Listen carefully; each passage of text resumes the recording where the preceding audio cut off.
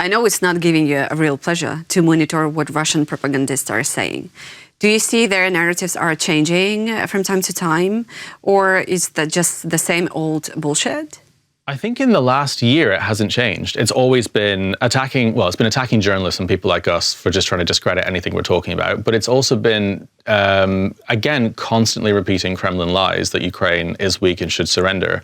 Andrew Tate, Tristan Tate, some of the biggest kind of like accounts on Twitter always say the same thing. They say Ukraine can't possibly hold on for any longer with this. They need to accept reality. They need to accept the threat that Russia really is. People that have never been to this country, and they're just gonna keep repeating that because all Russia has left are empty threats. That's all they have left. And to get their trolls and their bots and their propagandists from all around the world to pretend that Ukraine cannot continue anymore, when actually it's Russia that can't maybe continue anymore if their economy collapses. And I think that's the most important thing. I think that's why I've been emphasizing so much the fact that they're now using cavalry and horses so much over tanks. I mean, the horse, you know, a Russian tank has about 750 horsepower. A horse has about 1 horsepower. And they're using those because they've run out of tanks. And the difference is quite stark. And again, that is what they are left with.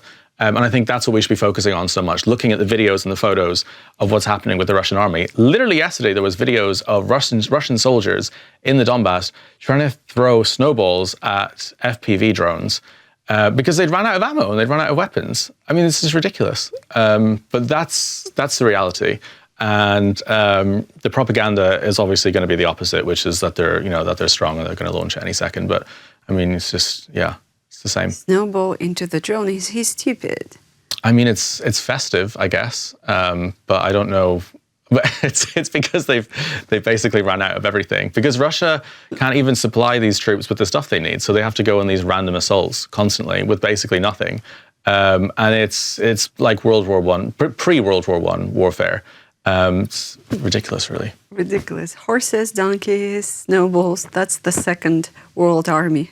The second biggest army, the most feared army that we should all be terrified of right now. Yeah. And also, just I think in February 2025, the Danish Prime Minister said that Russia already see itself in the conflict with the West. Then in summer, the top German general said that they also kind of feel that it's going to be the last peaceful summer for Europe. Then we see some echoed statements in Poland. Do you think that something is coming bigger in the nearest years, or is it too little too late to react on that? Not in the next few years. I think it's good to prepare and to recognize, the best thing about this is to recognize that Russia is a threat to Germany and to all these countries. But Russia, again, are struggling with numbers right now to take towns and cities in Ukraine. They're not going to be taking Berlin anytime soon. What they could do, which is what Russians have gotten very good at, is making drones. And they could fly drones into these countries and these cities. They've already flown 20 this year over NATO airspace. As provocations. But I mean, in the long term, if you're looking at 10 or 20 years from now, if Russia were to ever take Ukraine, they would mobilize the millions of people in this country and they would turn them and force them to fight against Europe. This would be an absolute disaster. And that, if Russia were to take Ukraine, I don't think it will, but if it was, then that would be a realistic thing. So it's good that they're thinking about it, but it's good that they're taking, at least acknowledging that Russia's a threat. That's great and a first time for a lot of European leaders. But they're not going to be storming Berlin anytime soon. No. Every time we're talking with you, Caolan, every time you're sending your messages to our audience, and predominantly it's the audience from the West, it just reminds me, and I've told you before, the movie of Don't Look Up, where you are repeating the same important messages every time, and it still feels like not everybody just hear them properly. Yeah, I mean, we are the news anchors right now. There is a meteorite heading towards Earth right now that's Russia, a threat to all of us. The meteorite is planes being shot down, sabotage across Europe, buildings being blown up, arson attacks, drones being launched over NATO airspace. We're screaming into the camera, this is happening right now.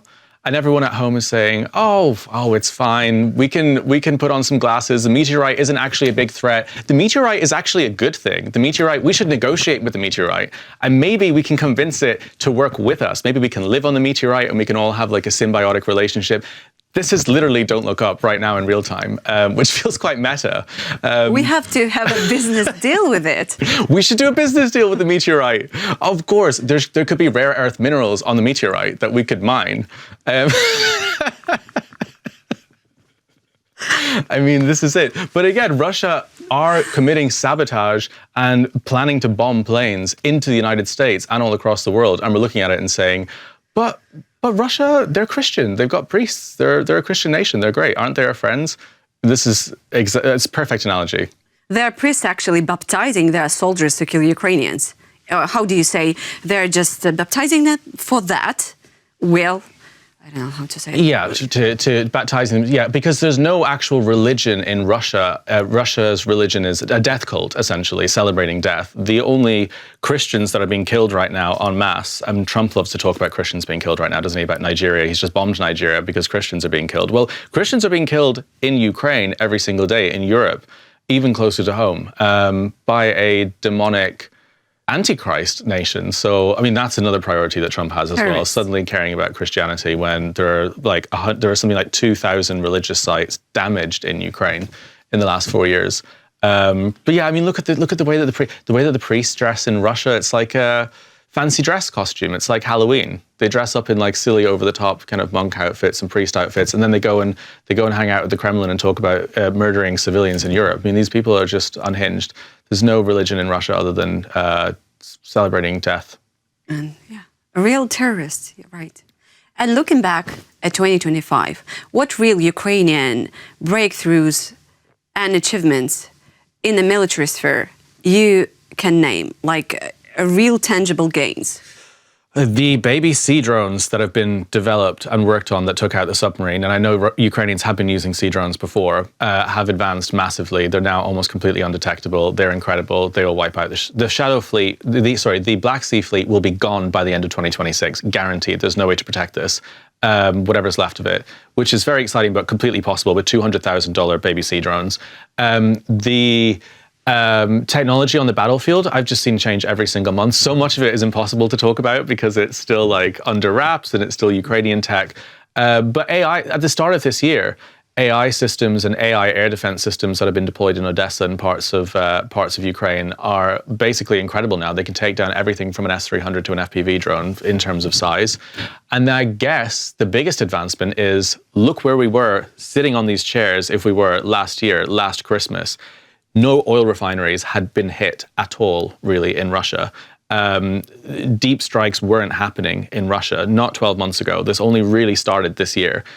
The dynamics on the battlefield have shifted dramatically in terms of what Ukraine has been doing. And that's all built basically in this country, excluding some of the optics. That's mammoth. It's massive. It's what would take most countries over a decade. And when this started in 2022, the full-scale invasion, lots of NATO chiefs went on television and British Army colonels, and they said, there's no way that Ukraine could develop missiles. There's no way. It would take decades. It took us decades. It would take Ukraine decades. The fact that Ukraine is now mass producing them and they figured out the tech themselves is amazing. Yes, they did open up some storm shadows and have a look inside and get some tips and advice, but they've done it, and that is astronomical. And it wasn't happening this time last year, so a lot. I mean, this country has done leaps. It's been, yeah. Even I felt for that we're not capable to build some huge missile like Flamingo. And then I remember 6 months ago or something like that, I was at the Off the Record conference. Now it's a public information, but back then it wasn't. It was summer. And I spoke to new Prime Minister of Ukraine, Yulia Sviridenko, and she said, look, we're going to present something huge to you in the nearest future. And I'm like, seriously? Like the missiles, air defense, and, you know, it's happening. I was very surprised in a good way. So, yeah. Caolan, on the other side, we talked about Ukrainian achievements, but what Russia couldn't gain, what was Russia's biggest failures of 2025, despite it massive resources, or they are pretending they have one, and despite all the brutality on the front line? Well, Russia hit the 1 million milestone this year, So they've now lost 1 million personnel, and they're losing 1,200 people a day. They've increased those numbers quite a lot. It was about 600 a day 2 years ago. So they've managed to get those numbers up. So they're succeeding really well in losing people and losing tanks and losing ammo every single day. So they've hit those targets. They have failed in achieving every single one of their goals set out for 2025, which was to take the whole of the Donbass and also to take Zaporizhia. And they've taken Pokrovsk, which is a city that has been fought over for 2 years, a city of 60,000 people, which is unfortunate. It's annoying. Now they've got access to the railroads there. They're going to ship more stuff in. But still, it's about 1% of what they thought they could take and what they promised they could take. So it's a lot, looking back, it's a lot less. And even 3 months ago, I was more pessimistic about this again. I thought that they were going to keep going towards Zaporizhia. But Pokrovsk is everything they had. And they still only control about 90% of it. Yeah, not 90%. And some part of it is still under Ukrainian control. Yeah. So the Russians could not move further, right? So it stopped, and that's it. And now we know that's all they have left. They've announced a new mobilization of about 400,000 people in Russia. They'll take a long time to train. They probably won't even be trained. But also, the fact you have to force a new mobilization of that size shows that you have run out of people. So we got a really good oversight into what Russia looks like from the inside this year and what they could take and what they have. Caolan, you are living in Ukraine for more than a year. And before that, you were going back and forth to cover the Russia's war in Ukraine. So what still impressed you about Ukrainian soldiers and Ukrainian people who are trying to live through the war? Time. When I first got here, it had been less than a year since the full-scale invasion, and I didn't realize how long it would go on for. In a few months' time, this will have gone on for longer, since World War I, since the full-scale invasion. And no one had any clue about that. And I already saw soldiers every single day with almost no sleep, in positions in Chasiv Yar, near Bakhmut, all across the front line, put every single thing they had into defending their country, all volunteers. And the fact that I'm still seeing exactly the same mentality with the same people who still volunteer, still every single day, after all this time, after all this misery, after all this destruction, to this day is the most astounding thing, that Ukrainians have carried on for so long. I know there's fatigue and it's difficult, but the fact that they haven't been broken at all in any unit, in any region, is astounding, is the most amazing thing. Have you seen the interview of the Ukrainian paramedic, the man who was on the positions for more than 400 days? And even he said in the interview, I don't know how I got through everything that I saw, that I did, and what happened to me. So yeah, this is just a living proof that people can handle a lot. Well, we talk about Ukrainians, so yeah, Ukrainians. Caolan, I have a part of a personal question that I have asked you personally, but never on camera. So my question to you, if the war will over, do you see yourself still living in Ukraine? And if you do, what city for you feels like home? Is it Kyiv or Odessa? Definitely going to stay in Ukraine. I mean, even if I still cover other conflicts and other wars, I want to have a home in this country and have this as just a base for where I live, where I can start a family. I mean, I don't know. It's whenever I go across the border, whenever I've left through Przemysl or through Budapest, I already start to miss Ukraine within like the first couple of hours. Even if I'm going somewhere, really hot and sunny, I'm still thinking my local Nova Poshta, my friends, everything that just works here. I've got so familiar and at home with the streets, but I kind of felt like that as soon as I went to Odessa for the first time. But I think when this is over, I'll probably move to Odessa. I think there's nothing like the Black Sea. It's so beautiful.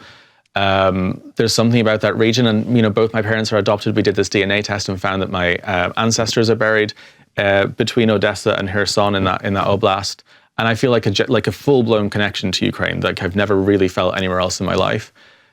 So I think forever, really. And it's also an amazing place to live geographically because it's right between Europe and also Asia. So if you need to cover something in Asia, I've always got a home here and then fly. Hopefully I'll be flying from Odessa airport when everything's open again. Yeah, but I cannot imagine living outside of Ukraine again, regardless of what happens with the war. It just feels like home. It always kind of has in some ways. It's why I was always drawn back here. After the first visit, going back to London and just feeling like, why am I here? Like it just felt wrong. I don't know. I love the culture, the way people treat each other. I love that there's a respect that people have for each other, the way that people manage their homes, their country, the values that people hold. It just feels right. And everywhere else is a little bit dysfunctional now compared to Ukraine. And it's so weird to say that because there's a war going on, but the rest of the world is a bit clueless and a bit messed up politically and also with just functionality. I don't know, it just feels like right here. So I'm not going to go. If I'm allowed to. I don't know what the visa situation is. Now I've got a military press accreditation, which means I can be here indefinitely, but I don't know how it works afterwards with getting citizenship. I'll have to figure all that out, but I would love to stay.